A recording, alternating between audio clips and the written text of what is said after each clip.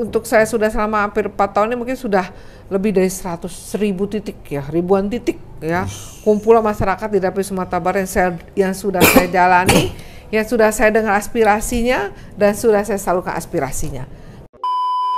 Dipandang sebelah mata nggak Ibu? Wah, Ibu ini perempuan kan, Ya. kan? Mungkin awal ketika saya pun awal sudah menjadi ibu gubernur ya, Ya. nah itu memang dipandang sebelah mata. Bu. Alhamdulillah Bang, kalau dihitung tuh udah ratusan miliar lah yang sudah Selama disalurkan. 4 tahun nih ya? Selama 4 tahun ini. Dalam bentuk uang ya. Kalau dikalkulasikan dengan Dalam bentuk uang, iya. mungkin udah ratusan miliar Udah dikucurkan ratusan ke miliar, Dapil Pak. Sumbar Sumatera Iya. Barat 2. Sekarang pengangguran di zaman Bapak jadi gubernur 2010, bahkan saya waktu jadi anggota DPR 2019, yang pengangguran tamat SMA. Sekarang sudah tamat kuliah, Bang.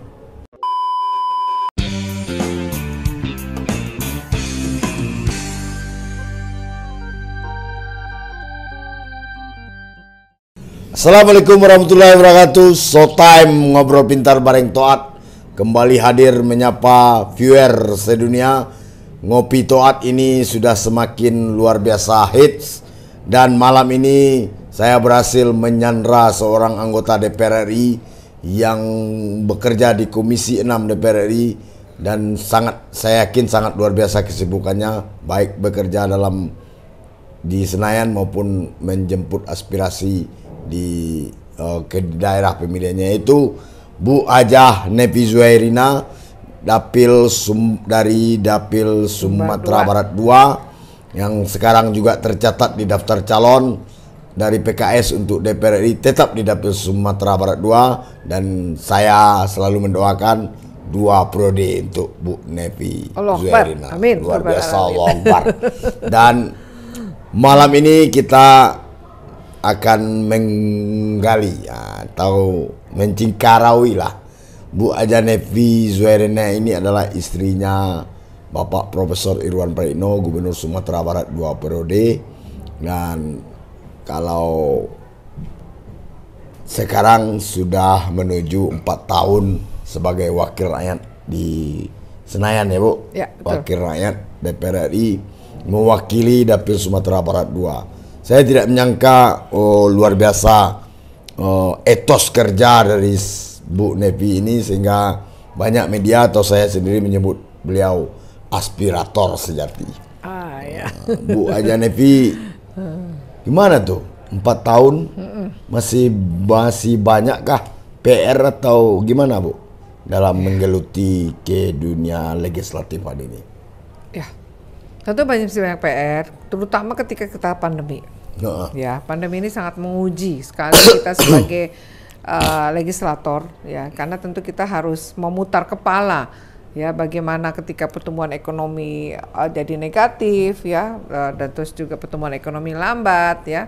Nah, di sini kita sebagai legislator, ya, mulai dari duduk di dewan sampai kita ketemu dengan masyarakat, yang ujung-ujungnya adalah sebuah pengabdian. Ya, ujung-ujungnya ya pengabdian menjadi wakil rakyat dengan ya segala dinamikanya. Ya, kan kalau anggota DPR sebelum ini mungkin nggak melewati masa pandemi, tentu beda begitu melewati masa pandemi. Ya, nah ini Allah menguji kita semua. Hampir setiap pekan ya saya bersama dengan masyarakat, dengan tim juga turun ke lapangan bersama dengan masyarakat, mendengar keluhan dan keinginan masyarakat sebagai aspirasi. Kan udah pandemi udah lewat Bu, apakah belum recovery juga? Ya, kalau kita lihat dari paparan para pakar, juga mungkin dari yang di lapangan langsung, ya, dengan adanya pandemi ini membuat ekonomi kita tuh memang bukannya nyungsep, perlahan untuk ke atas, ya, enggak.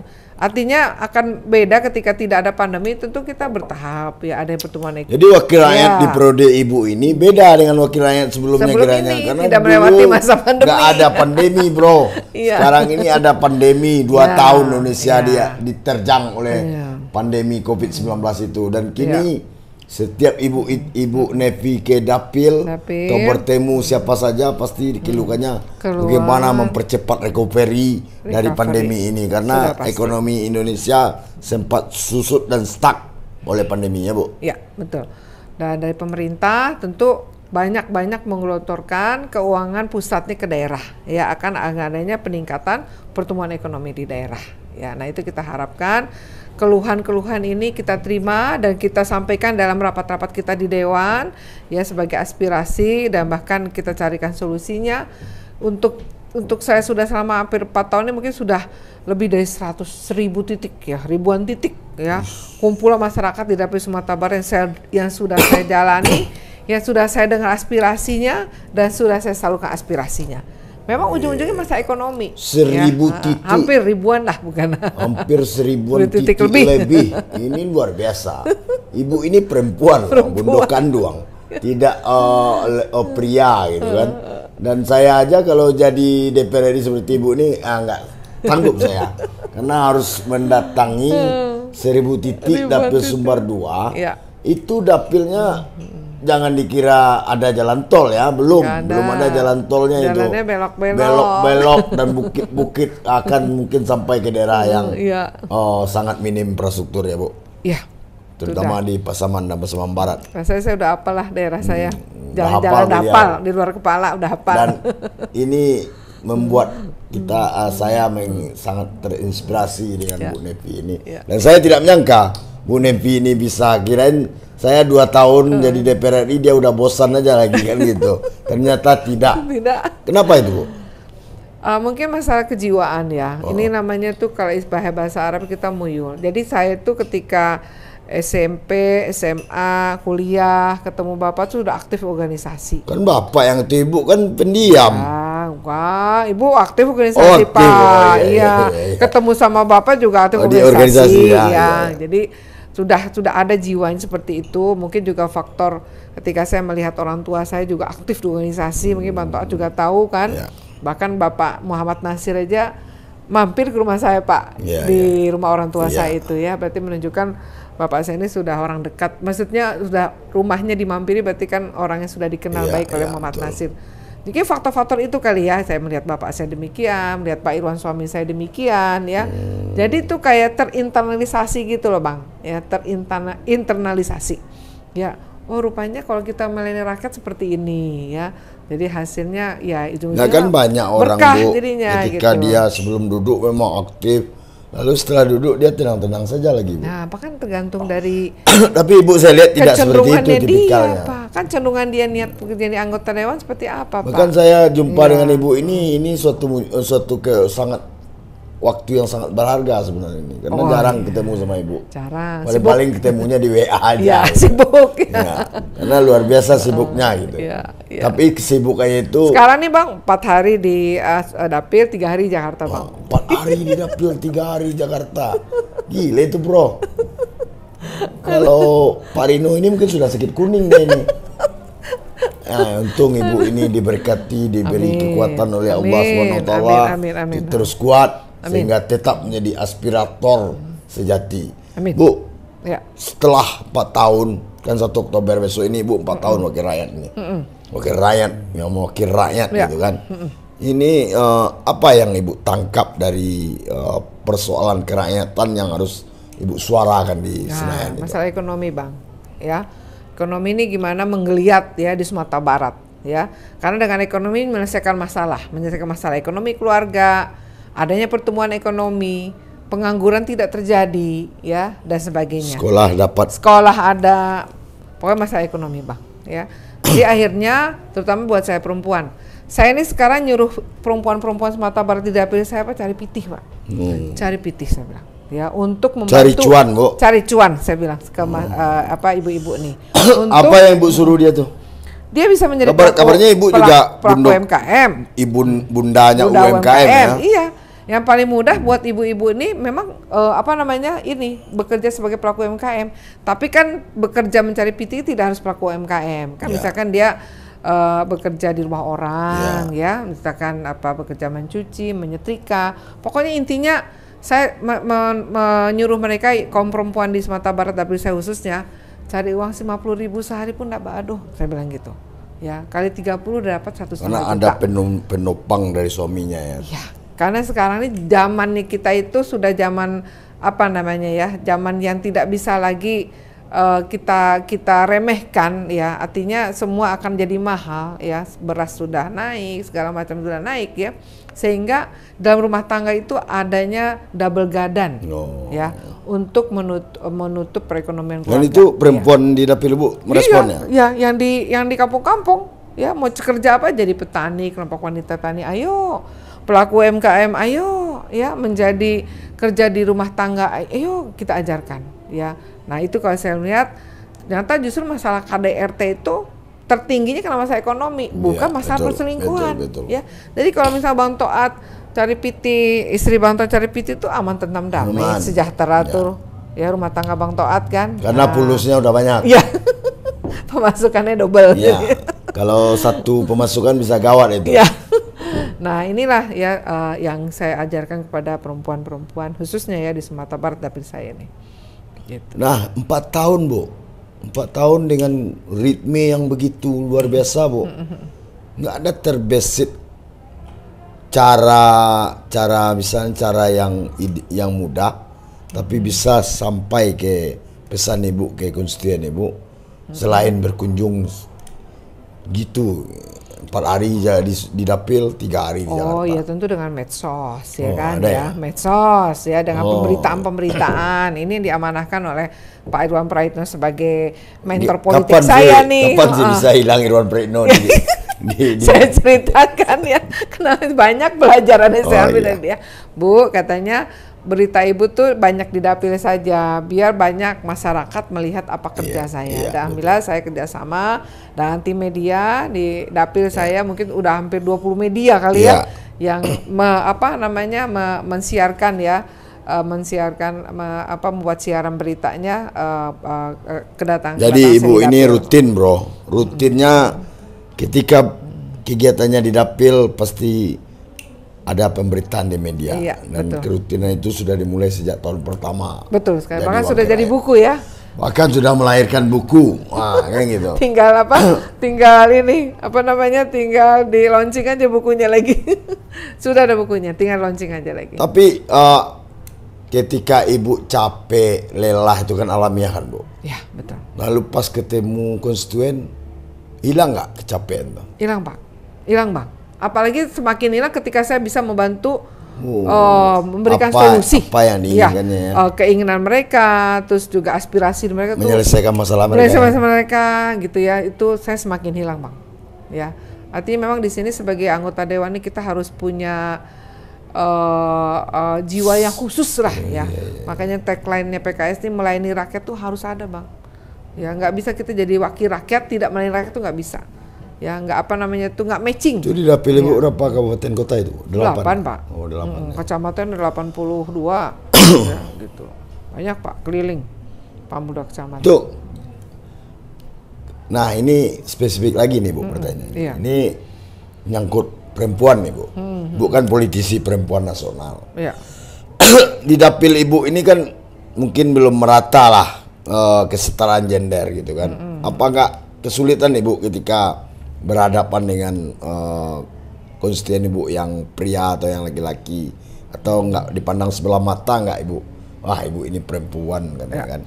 Mungkin awal ketika saya pun awal sudah menjadi Ibu Gubernur ya. Nah itu memang dipandang sebelah mata.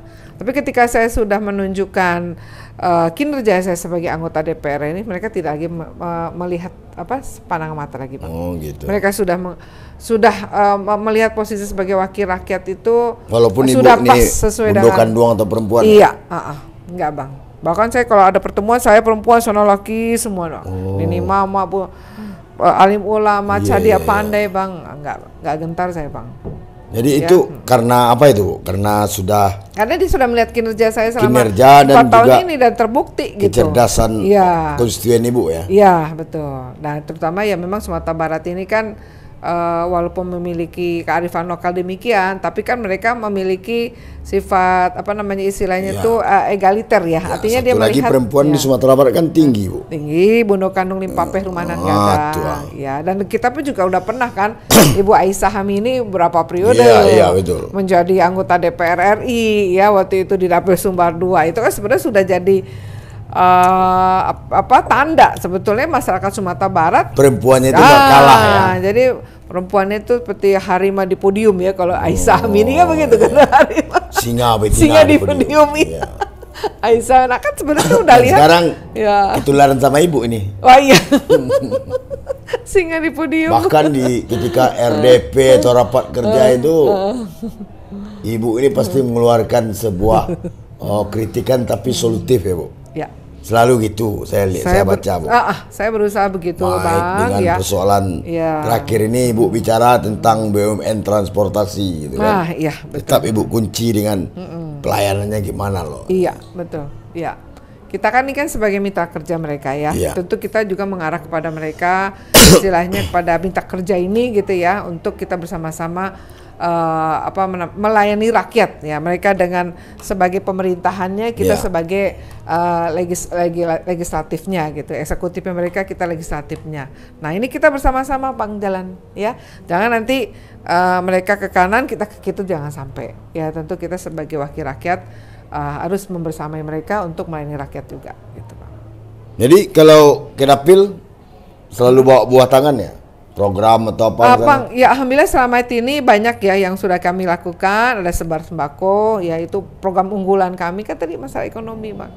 Ya, jadi kita mereka pakai sembako, alhamdulillah mereka sangat antusias dan menyalurkan bantuan seperti pembangunan fasilitas publik, menghimpun pelajar terdapat beasiswa, RTLH, bantuan Mbak gempa buat ini yang program gempa di Pasaman Barat. 20 juta per rumah untuk bantuan ringan, alhamdulillah banyak Pak. Dan belum dari yang DAK, terakhir di Padang Pariaman itu ada jalan ya, untuk perbaikan jalan ada 14 miliar di Kabupaten Padang Pariaman ya. Kota Pariaman ada irigasi dan sebagainya. Tadi baru serah terima hand traktor buat kelompok tani di Padang Pariaman di Ulakan seharga 350 juta ya dari pemerintah pusat. Mantap Bu. Alhamdulillah Bang, kalau dihitung tuh udah ratusan miliar lah yang sudah disalurkan. Selama 4 tahun nih ya? Selama 4 tahun ini.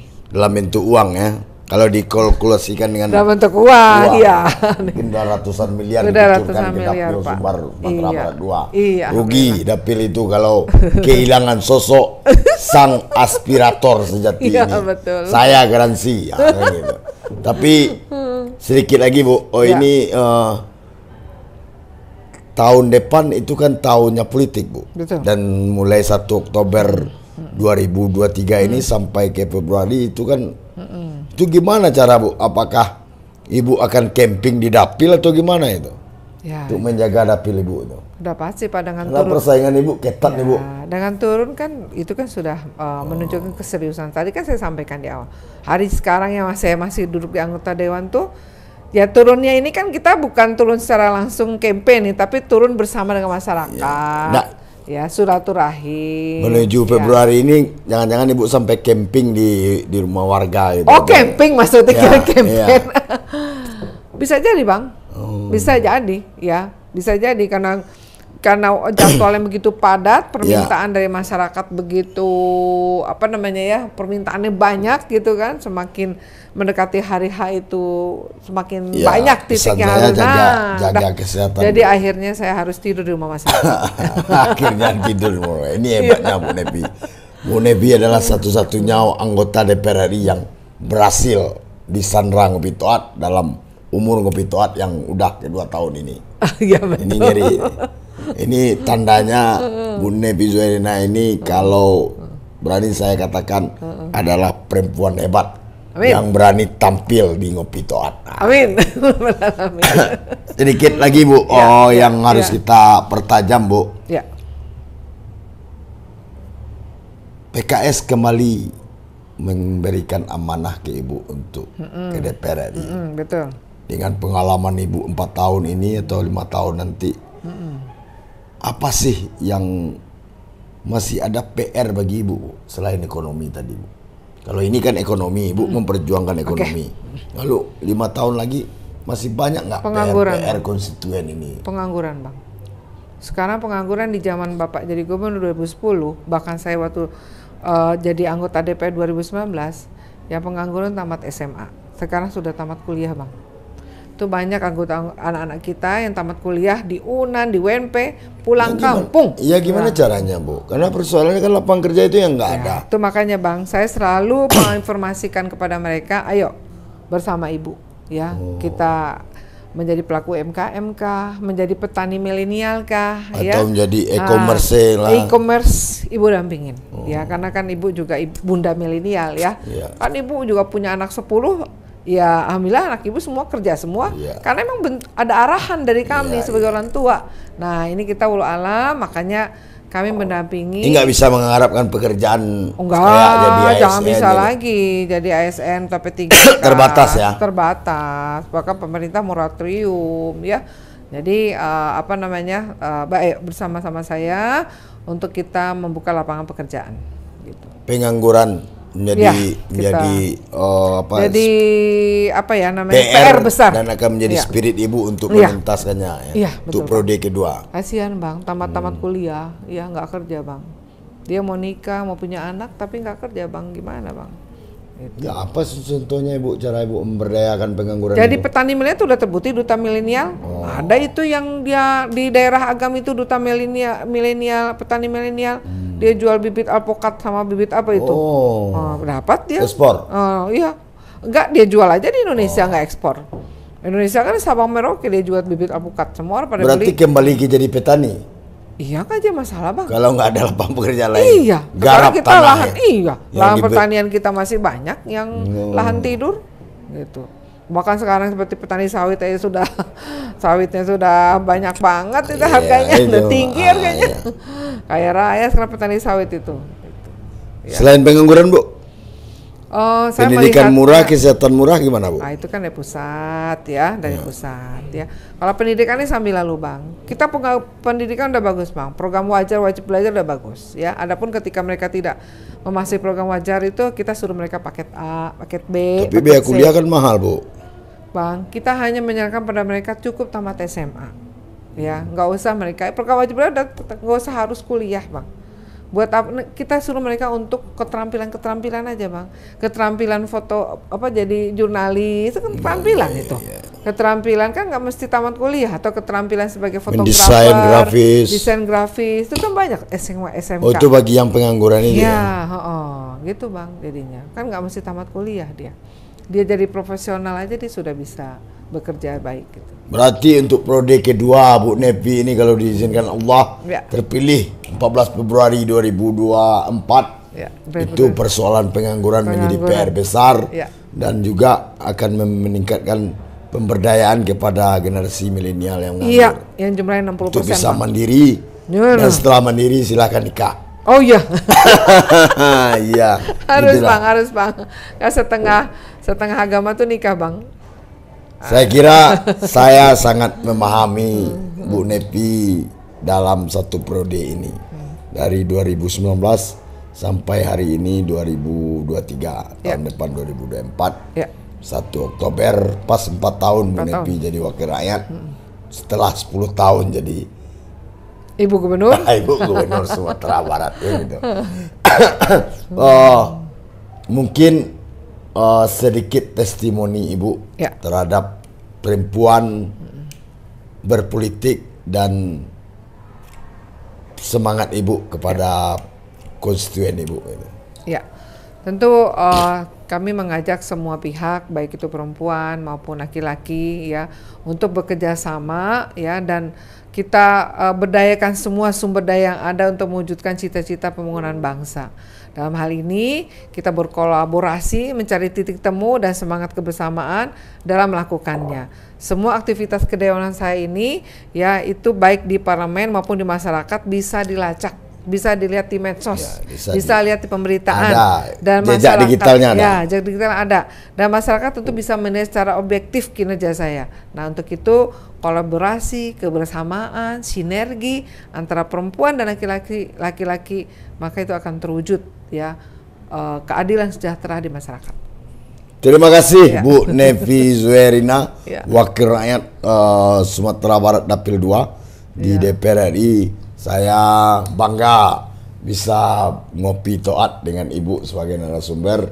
Tentunya ini bukan sebuah justifikasi, tapi adalah pencerahan dalam bentuk bisa menjadi literasi bagi pendengar semuanya. Ya. Dan harapan saya tentu Ibu selalu sehat walafiat Amin, dan amin, kuat amin. selalu menjadi corong aspirasi rakyat Amin. sebagai aspirator sejati. Amin. Amin. Bila taufik hidayah. Assalamakaikum warahmatullahi wabarakatuh.